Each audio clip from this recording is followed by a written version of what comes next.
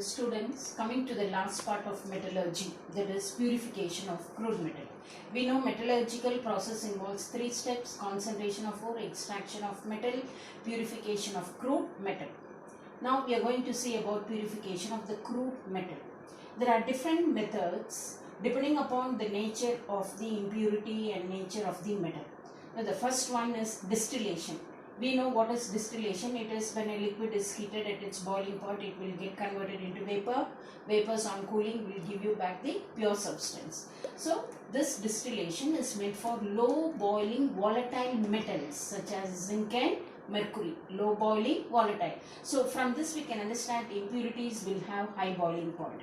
So when the impure metal is heated at its boiling point, melting point, the metal will get converted into its vapor, and the vapors, when it is condensed, you will be getting the pure metal. Next is liquefaction. This again based on almost the same principle. Impurities have got high melting point and metal it is low melting point, based on difference in melting point and boiling point. That's all. The first one is based on boiling point, second one is based on melting point. Here the impurity has got high melting point and metal has got low melting point, mainly applicable for tin, lead and mercury. Now this is a hearth, we call it as a laboratory furnace, and it has got a sloping hearth, sloping surface. The impure metal is allowed to flow on the sloping furnace, and when it is heated, the metal will start to get melted, and the molten metal will flow out and it is collected in a receiver. Whereas since the impurities have got high melting point, it will remain on the earth itself. So this we call it as liquefaction, converting the metal into molten metal. The next is vapor phase method. In this method, the impure metal is treated with a reagent. With what type of reagent? Means the reagent must have the capacity to form a volatile compound. So the impure metal is treated with a reagent which can form easily volatile compound. And that volatile compound, when it is heated, it gets converted into pure metal. Now there are two examples. One is Mons process, which is meant for purifying nickel. Here nickel, it is heated with carbon monoxide, not cobalt. This is carbon monoxide at 350 Kelvin. You will be getting nickel tetracarbonate. This is highly volatile in nature. When this is heated at little bit higher temperature, it will decompose to give you pure nickel and carbon monoxide. The next one is Van Arkel method, which is meant for getting or purifying titanium and zirconium. Zr. In this, titanium is heated along with iodine to give you titanium tetraiodide vapors, and this, when it is heated to 1800 Kelvin, it will decompose to give you pure titanium. So this we call it as vapor phase method. The next type of purification is electrolytic refining. Almost all the metals are purified by electrolytic method.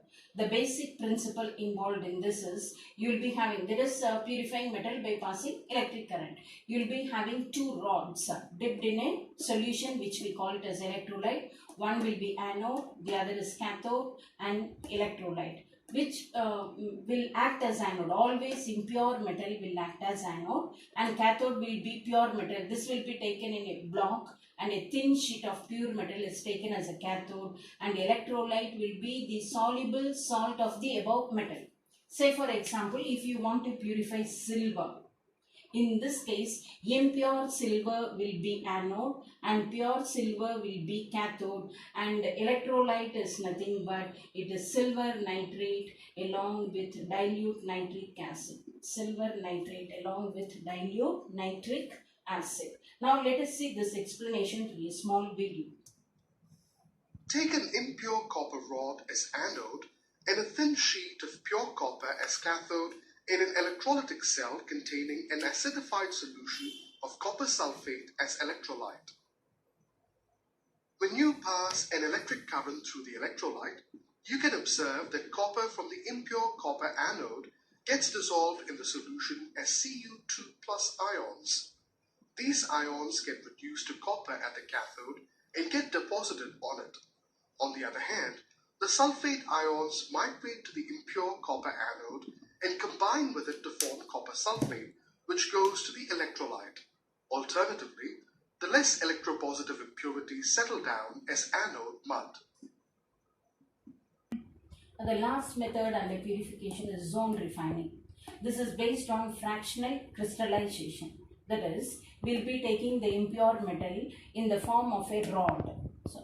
So the impure metal will be taken in the form of a rod, and when this rod is heated using a circular heater, let me take this as a circular heater. I'm moving the circular heater from one end to another end. So when it is heated, we know that this metal will melt. As the heater moves on, along with the heater, the impurities will move to the molten part.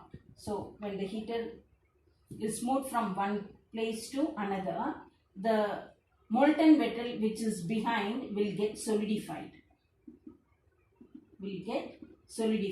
And the impurities will move toward the molten part. So all the impurities will be collected towards one end of the bar, and this part can be cut and it can be removed. Hence you will be getting the pure metal.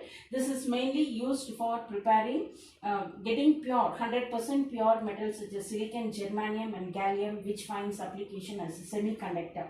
And moreover, in this we know that the impurities will dissolve more in molten metal than in solid. So let us again see this through a small video.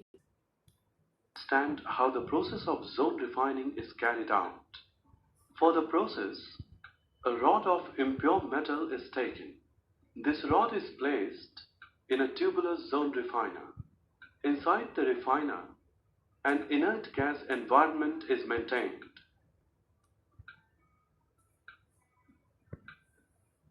A circular mobile heater is placed around the rod. This heater moves along the rod from one end to the other. At a time, heater melts a particular zone or portion of the metal rod along with its impurities. As the heater moves to the next zone of the rod, the molten metal of the previous zone gets solidified again. During solidification of the metal, impurities of the zone move to newly heated zone or the zone that is in contact of the heater. In other words, as the heater shifts from one zone of the metal rod to another, the impurities